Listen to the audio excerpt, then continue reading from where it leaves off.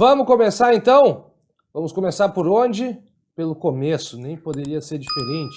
Então começamos pelo capítulo 1, que nos traz as disposições preliminares. Isto é, aquelas primeiras coisas que a gente tem que saber do nosso estatuto. Ele serve para quê? O nosso estatuto, ele vai regular o quê? Vai regular a situação, quer dizer, nós queremos saber se o nosso militar ele está na ativa ou se ele está na reserva. O nosso estatuto vai regular também as obrigações, o que o militar deve ou não deve fazer. Também vai regular os direitos, o que ele tem direito a fazer, inclusive as suas prerrogativas. O que são prerrogativas? Prerrogativas são direitos específicos que são conferidos a algumas classes. Algumas pessoas têm alguns direitos que outros não têm. Eu, por exemplo, não sou mais militar. Atualmente eu sou advogado. Eu tenho alguns direitos que a minha classe tem. São as prerrogativas dos advogados. Os membros das Forças Armadas também possuem as suas prerrogativas. Então percebam, meus amigos, que o nosso estatuto regula todos esses pontos aqui, tá? Situação, obrigações, direitos e prerrogativas. De quem? De um grupo específico de pessoas. Quem são eles? Os membros das Forças Armadas, beleza? E quem são as nossas Forças Armadas? As nossas Forças Armadas são o Exército, a Marinha e a Aeronáutica. Ponto final. Por quê? Porque não tem mais ninguém nessa lista. Meus caros, Corpo de Bombeiros Militar, Guarda Municipal, muito menos, Polícia Civil, Polícia Militar, PF, PRF, nenhuma dessas pessoas são considerados membros das Forças Armadas. A Polícia Militar e o Corpo de Bombeiros Militar são forças auxiliares, mas não são considerados membros das Forças Armadas, embora possam vir a ser convocados, beleza? Então, meus caros, vamos avançando no nosso estudo. Vamos adiante, tá? O nosso artigo 2º vai nos falar um pouco sobre as Forças Armadas, vai nos dizer que elas são essenciais, e obviamente elas são mesmo, né? São essenciais para a execução da política de segurança nacional. Como a gente já viu, elas são constituídas pela Marinha, pelo Exército e pela Aeronáutica, e destinam-se a quê? Para que servem as nossas Forças Armadas? Obviamente, para defender a pátria e garantir os poderes constituídos. Então, obviamente, nós não vamos ter as Forças Armadas, ou não deveríamos ter, as Forças Armadas dando um golpe de Estado. Pelo contrário, as Forças Armadas devem garantir os poderes constituídos. Elas têm como chefe quem? Quem é a autoridade suprema? O presidente da República. Então, é óbvio que as Forças Armadas não podem derrubar o presidente da República. Então, como eu dizia para os senhores, destinam-se a defender a pátria, garantir os poderes constituídos, garantir também a lei e a ordem. Quando vocês forem militares, vocês vão passar por uma instrução de garantia da lei e ordem, a chamada GLO. Meus caros, com relação às Forças Armadas ainda, elas são instituições nacionais que têm como característica serem permanentes. Tu nunca vai ter um tempo que o Exército, por exemplo, esteja fechado. Não. O Exército é uma instituição permanente e regular. São organizadas com base na hierarquia e disciplina. Hierarquia e disciplina são essenciais na vida na caserna. Tanto que nós vamos ter uma aula específica para falar da hierarquia e da disciplina militar. Sob a autoridade suprema, como nós já mencionamos antes, do presidente da República e dentro dos limites da lei. Então, o presidente da República é a autoridade superior, tá? Então nós nunca vamos ter, não é lícito que nós tenhamos, por exemplo, uma intervenção militar, como muita gente pede, tá? Justamente porque quem comanda as Forças Armadas é o presidente da República, ele é a autoridade suprema. E o que eu acho desse artigo 2º que pode cair na tua prova, pelo estilo de prova que a gente vê nos concursos da Marinha? O que tem maior chance de ser explorado aqui é a questão de quem é a autoridade suprema das Forças Armadas. Tentar colocar que seria o general não sei das quantas, que seria o comandante do Exército. Óbvio que não. a autoridade suprema das Forças Armadas é o presidente da República, ponto final, beleza? Então não te esquece disso que é bem importante para a tua prova. Bom, avançando um pouquinho mais, chegamos no nosso artigo 3º, este que vai nos dizer o seguinte: os membros das Forças Armadas, em razão da sua destinação constitucional, eles se constituem como uma categoria especial de servidores da pátria e são denominados militares. Então percebam que, a partir do momento que eles são uma categoria especial de servidores, aqueles estatutos do servidor, por exemplo, a Lei 8.112, o Estatuto dos Servidores Públicos Federais, não se aplica para os militares. O estatuto que nós estamos estudando, que é aplicado aos militares, não que eles não sejam servidores, mas eles não são servidores comuns. Eles são uma categoria especial de servidores da pátria. Beleza? Bom, avançando um pouquinho mais no nosso estudo, importante a gente saber quais são as situações. Como a gente viu, o nosso estatuto ele vai regular as situações dos militares. Nós temos militares que estarão na ativa e outros militares estarão na inatividade. E nós temos que aqui decorar ou compreender, como vocês acharem mais fácil. O importante é que vocês lembrem na hora da prova esse texto. Pode ser por via de decoreba ou pode ser por via da compreensão. Então vamos lá. Tá? Quais são as situações? Na ativa ou na inatividade? Primeiro, na ativa. Quem está na ativa? Os militares de carreira. Basta tu pensar.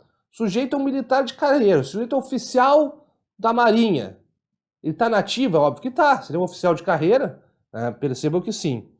Aquela turma dos incorporados às Forças Armadas, que vão prestar o serviço militar inicial, tanto durante o prazo previsto para o serviço militar, como eventualmente quando houver alguma prorrogação. Se ele está incorporado, obviamente ele está na ativa, mesmo que ele não seja de carreira, mesmo que ele seja aquele famoso EV, um membro do efetivo variável, ele vai ser considerado um militar na ativa, mesmo sendo temporário, beleza? Depois, olha só, os componentes da reserva, o pessoal da reserva, eventualmente nós vamos considerar na ativa. Mas olha como é lógico, olha como é intuitivo. Quando que o pessoal da reserva vai estar na ativa? Quando eles forem convocados, reincluídos, designados ou mobilizados.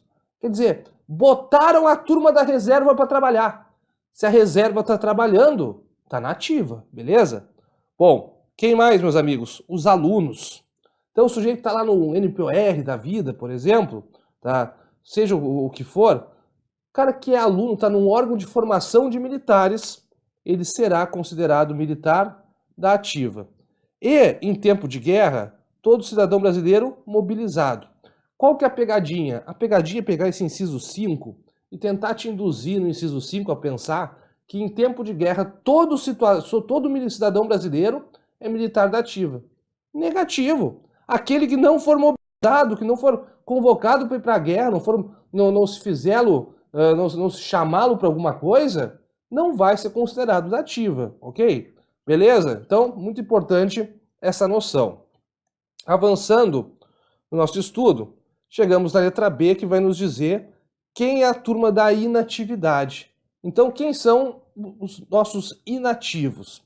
A situação será de inatividade quando o sujeito estiver na reserva remunerada, quando pertençam à reserva das Forças Armadas e percebam remuneração da União, porém sujeitos ainda à prestação de serviço na ativa, mediante convocação ou mobilização.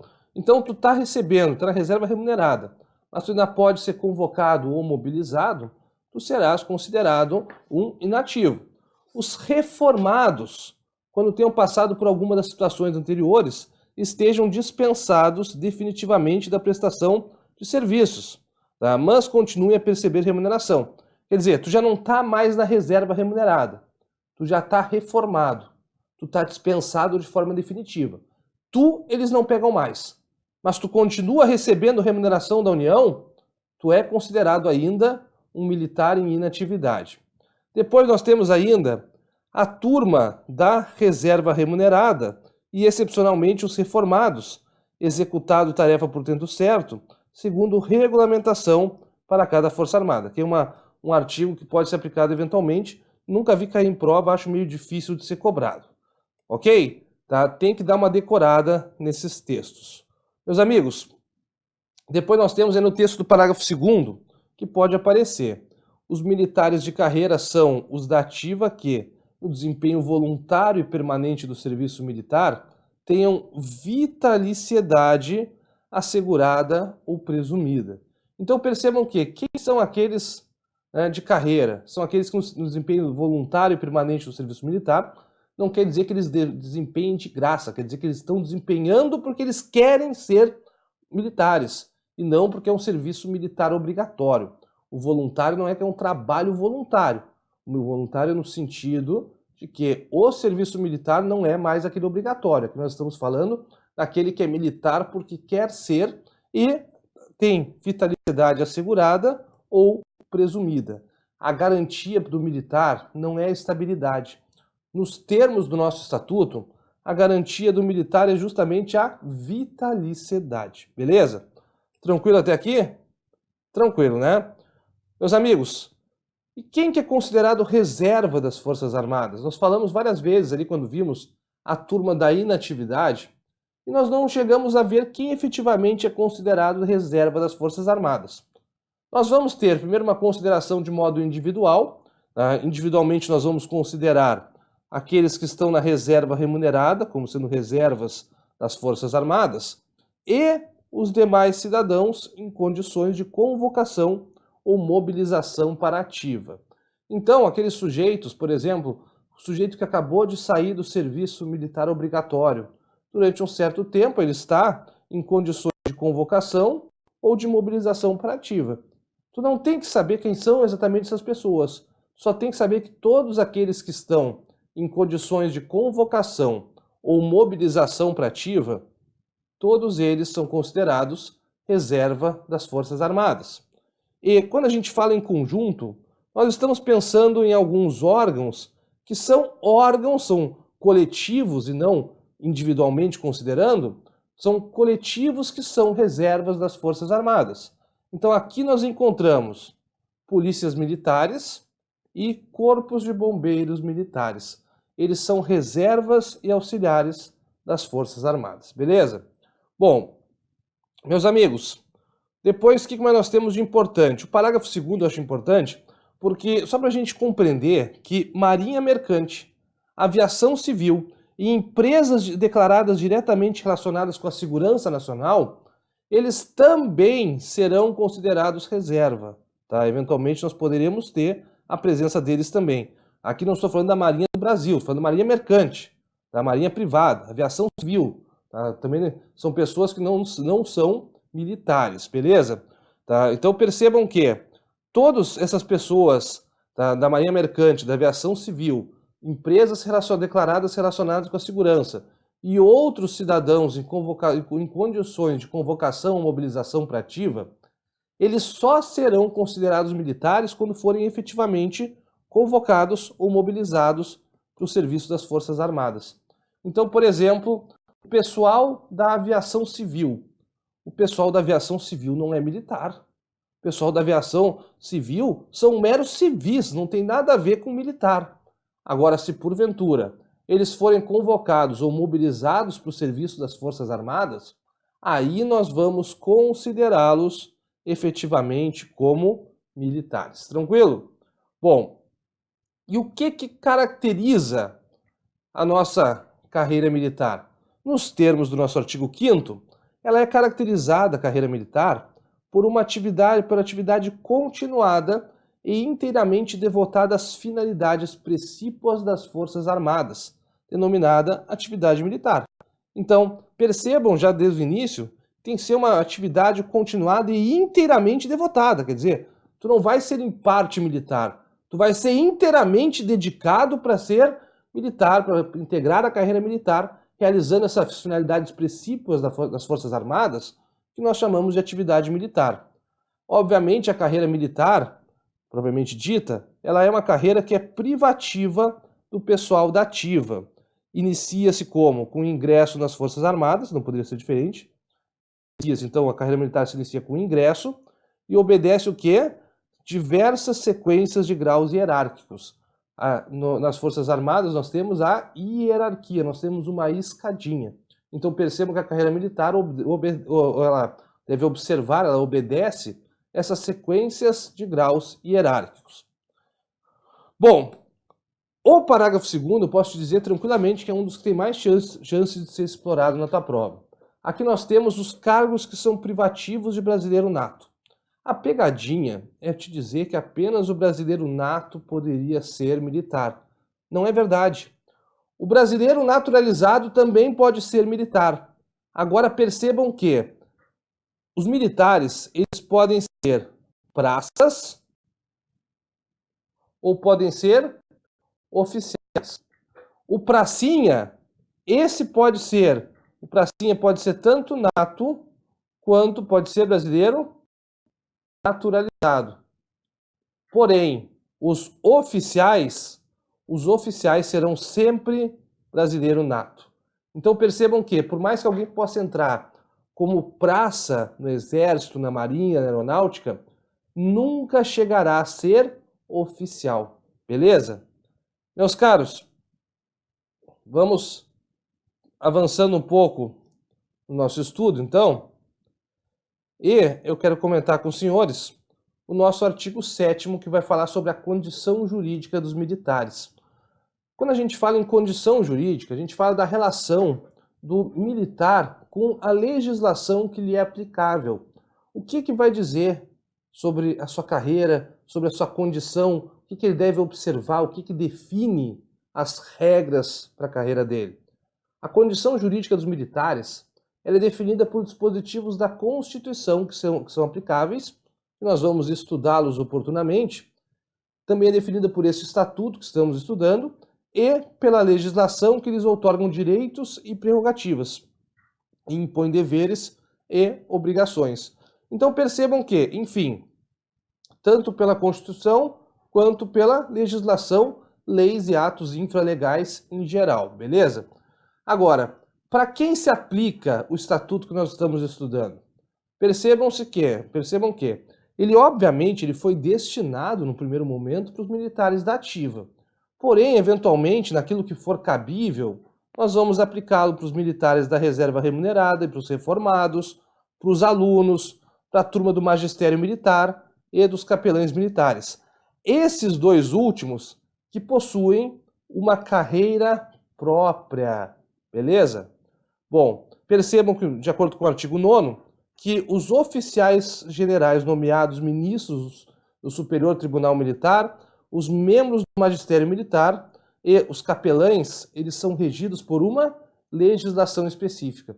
Então veja que essa turma do magistério e dos capelães aplica-se no que couber, quer dizer, aplica-se de modo subsidiário. Então, aplicar de modo subsidiário é quando tu não tem uma norma específica, tu aplica outra. Essa é a ideia da aplicação subsidiária de uma norma, que é o que acontece aqui. Justamente como eles têm uma legislação específica, tu até aplica o presente estatuto, mas tu vai aplicar apenas na falta de norma específica. Sempre que tiver conflito entre a norma específica e a norma geral, tu aplica a norma específica e não aplica a geral. Quando a norma específica não te fala nada a respeito do caso, tu vai ter que te socorrer na norma geral, que é essa que nós estamos estudando, que é o Estatuto dos Militares, beleza? Então, nossa primeira aula era isso que eu queria trabalhar com os senhores. Na próxima aula nós vamos falar sobre hierarquia e disciplina. Vamos juntos rumo à tua aprovação. Vem comigo e te prepara para vencer. Vem com Engemarinha. Um abraço do Fidel. Valeu, até a próxima!